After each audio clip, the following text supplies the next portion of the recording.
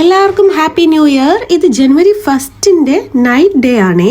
New year ഒക്കെ ആഘോഷിച്ച് പിറ്റേന്ന് നമ്മൾ ഉറങ്ങി എഴുന്നേറ്റതിന് ശേഷം വൈകിട്ട് നമ്മൾ പ്ലാൻ ചെയ്തതാണ് ഒരു ബാർബിക്യൂ പാർട്ടി. ഞാനും ഞങ്ങളുടെ ചേച്ചിയും ഫാമിലിയും കൂടെയാണ് ബാർബിക്യൂ പാർട്ടിക്ക് വന്നത്. ഇതാണ് ഞങ്ങളുടെ ചേച്ചി സ്മിത ചേച്ചി, ഇത് മോളാണ് അർപ്പിത. ഇവര് രണ്ടുപേരെയും കണ്ട സിസ്റ്റേഴ്സ് ആണെന്നൊക്കെ തോന്നും, പക്ഷേ സിസ്റ്റേഴ്സ് അല്ല, അമ്മയും മോളുമാണ്.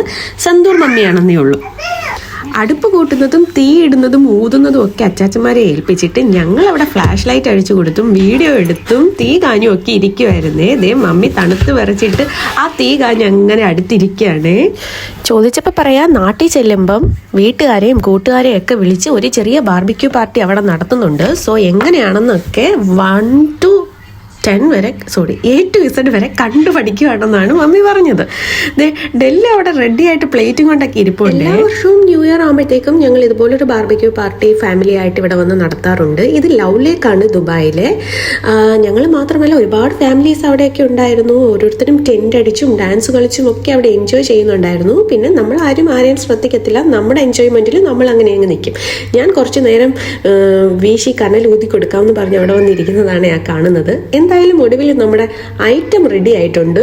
ചിക്കനും കബാബും എല്ലാം റെഡിയായി, നല്ല അടിപൊളിയായിട്ടുണ്ട്. ഇനി കഴിച്ചാൽ മാത്രം മതി. അങ്ങനെ എല്ലാവരും കഴിച്ചു തുടങ്ങി. ആ തണുപ്പത്ത് അർദ്ധരാത്രി അവിടെ ഇരുന്ന് ചിക്കൻ ചുട്ട് കഴിച്ച ഒരു ഫീല്, അതൊരു പ്രത്യേകതരം ഫീല് തന്നെയായിരുന്നു. എല്ലാവരും നല്ല ഹാപ്പി ആയിരുന്നു. പിന്നെ ഈ ഒരു ബാർബിക്യൂ പാർട്ടി പ്ലാൻ ഇട്ടത് ഞാനും ചേച്ചിയാണെങ്കിലും ഇതിന്റെ ഫുൾ ക്രെഡിറ്റ്സും പോകുന്നത് ബിജോളിയനാണ്.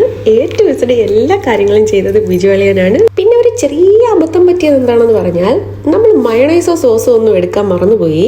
ചിക്കൻ അതുപോലെ തന്നെ ഡയറക്റ്റ് കുപ്പൂസും കൂട്ടി കഴിക്കേണ്ടി വന്നു. സോ ആ പ്രശ്നം പരിഹരിച്ചുകൊണ്ട് നമുക്ക് അടുത്ത പ്രാവശ്യം ഒന്നും കൂടെ വരാം എന്ന് പറഞ്ഞാണ് ഞങ്ങൾ അവിടെ നിന്ന് പിരിഞ്ഞത്.